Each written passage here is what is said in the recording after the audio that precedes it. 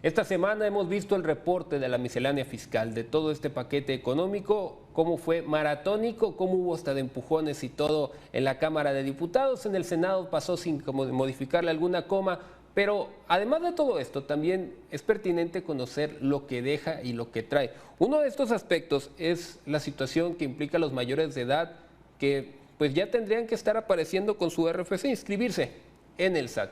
Esto puede traer cosas positivas o negativas y es que necesita el análisis pertinente y por esto sumamos al investigador del Programa de Gasto Público de México, Evalúa, Jorge Cano, para que nos pueda ayudar a comprender esto, hacia dónde le están apuntando y de verdad ese es el plan que tiene el gobierno, el que tengan una mayor responsabilidad financiera y que se puedan sumar al mercado laboral más fácilmente, mercado que por cierto está saturado. Primero saludarlo, ¿cómo está, investigador? Muchas gracias por estar aquí con nosotros. Y la pregunta concreta primero es esa, ¿cómo ve usted esta idea, sobre todo enfocada a los mayores de edad, los de 18 años, que ya formen parte del sistema tributario? ¿Sí son buenas las intenciones del gobierno federal o hay que pensar que hay otra intención detrás de todo esto? ¿Qué tal? Buen día, Paco. Gracias por la invitación. Pues nosotros pensamos que, como está en la Constitución, cada persona tiene que contribuir su parte justa a los impuestos. Entonces, por este lado, nosotros hemos sido pues críticos con muchas cuestiones del gasto público, de la transparencia, pero nos parece que en esta parte de ir incluyendo a los mayores de 18 años, también el régimen simplificado de confianza, pues va abonando un poco a mejorar esa cultura tributaria. No obstante, nosotros pensamos que para los estimados que se tienen el siguiente año de tributación, que traen un crecimiento del ISR arriba de 4%, pues no vendría justificado con estas modificaciones.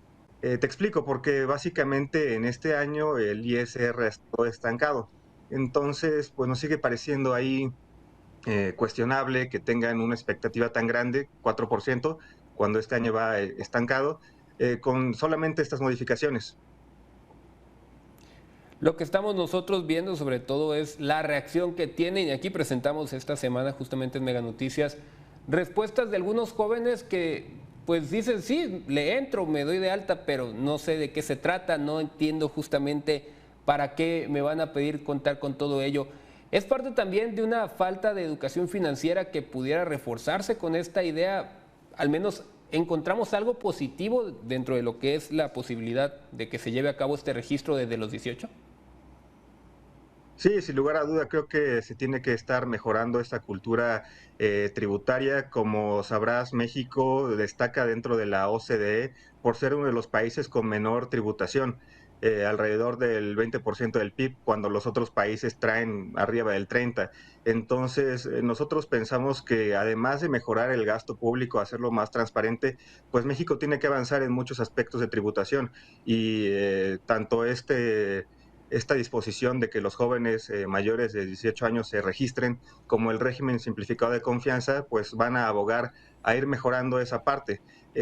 No obstante, creemos que falta pues mucho más, otros temas como considerar la tenencia, mejorar los impuestos catastrales en los municipios.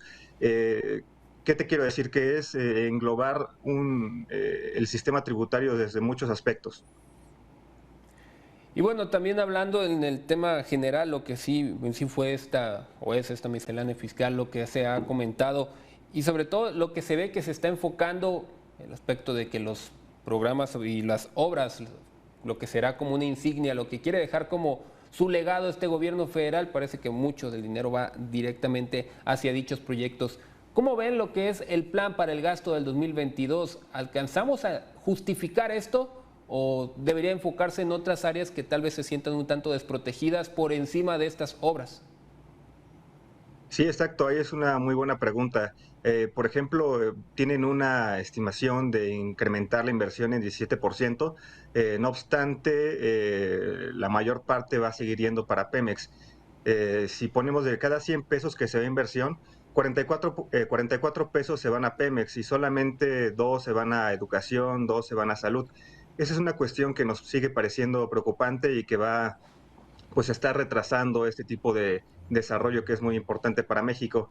Otra parte en el gasto público que nos parece cuestionable es que se está incrementando en 70% el gasto de la Guardia Nacional que como tú sabes bien es una rama del ejército, al mismo tiempo en que no se están incrementando los recursos de seguridad pública para los estados y municipios, lo que en la práctica está pues abogando a que no se desarrolle esta capacidad y que la militarización del país siga permaneciendo. Y otra parte que nos parece muy importante destacar en cuanto al gasto público es que no se está incrementando la cartera de inversión de la CFE en el contexto de la reforma energética, lo que pues de facto haría que la CFE no tenga esta capacidad o no mejore sus capacidades de producción eléctrica. Y bueno, tal cual lo titulan en lo que es ahí México Evalúa, justamente el artículo que dedican al aspecto de seguridad pública, dice más gasolina para la militarización. Es algo que parece que no va a tener fin, al menos en este sexenio entendemos mucho del gasto se seguirá enviando hacia dicho sector. ¿A dónde pudiera ser más prioridad obtener mayores presupuestos? Vimos una crisis de salud con el tema de la pandemia que parece no ha hecho suficiente efecto para que se invierta ahí, o hay otras áreas también que el país le necesitan, pero ustedes consideran que está estancado y parece que la mentalidad no va a cambiar, ¿verdad? Todo va hacia militarizar. Sí, definitivamente. Creo que es muy importante analizar, además del discurso, pues cómo se utilizan los recursos. Ahí es donde se notan verdaderamente las prioridades políticas. Entonces, vimos que al principio de sexenio el gasto de entes civiles de seguridad y los entes militares como la Sedena, la CEMAR, pues estaban casi igual. Conforme ha pasado el sexenio, pues se fueron recortando recursos a la Secretaría de Gobernación, a la PGR que cambió de nombre, y se le fueron pasando a la Guardia Nacional y aumentando a la Sedena. Lo que ha pasado, en pocas palabras, es que, como te contaba, los recursos destinados a entes militares han ido creciendo y los otros se han ido estancando. Por lo menos en la parte de seguridad, eso es lo que nos llama más la atención, lo que más nos preocupa. Y también, como te decía, la parte de los recursos que se mandan a los municipios. Aquí es muy importante recordar al auditorio que a partir de 2021 se canceló un fondo especializado para los municipios con más violencia, el Fortasec. Para el siguiente año no se piensa recuperar y estos distintos fondos hacían que el gasto en seguridad para los municipios y las entidades aumentara mucho. Y nosotros nos parece importante que se replantee la posibilidad de recuperarlos para que las policías locales vayan mejorando sus capacidades. Una pregunta también respecto a lo que han estado haciendo estas investigaciones. Este gobierno federal se jacta mucho del tema de combatir la corrupción, de tener transparencia, pero las investigaciones respecto al gasto público que ha llevado esta administración a la mitad de lo que sería este sexenio, sí se caracteriza por transparencia y sobre todo porque queda claro hacia dónde se está enfocando, o hay áreas muy grises que sería prudente conocer qué está pasando con el recurso y gasto en estos sectores. Ahí son muchos matices que podría haber. Por ejemplo, tenemos una investigación sobre la Auditoría Superior de la Federación. A partir de este sexenio, pues se limitaron las auditorías de tipo forense, que son las más profundas, que van destinadas a encontrar pues irregularidades, actos de corrupción. Para esta cuenta pública que acaba de salir ayer, antier, pues prácticamente no vemos ninguno de este tipo de auditorías, lo que nos indicaría que no hay esta voluntad tan fuerte de hacer visible este tipo de actos de corrupción.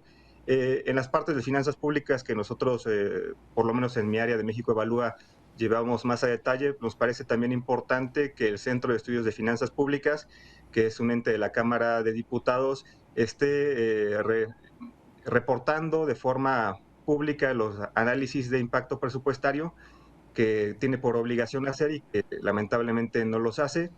Y a partir de ahí podríamos tener las evaluaciones que hace la Secretaría, estos entes sobre la miscelánea fiscal, sobre todo tipo de propuestas que lamentablemente no son accesibles al público actualmente. Le agradezco mucho estos minutos, investigador, por permitirnos ampliar este tema, esta situación de lo que fue la decisión del paquete económico 2022, y sobre todo que, pues sí, el enfoque que se percibe desde el gobierno federal es, y me encantó este título, es más gasolina para la militarización y otros aspectos. Muchísimas gracias y estamos al pendiente de próximas comunicaciones que podamos tener. Gracias y que tengan excelente fin de semana. Gracias igualmente. Buen día.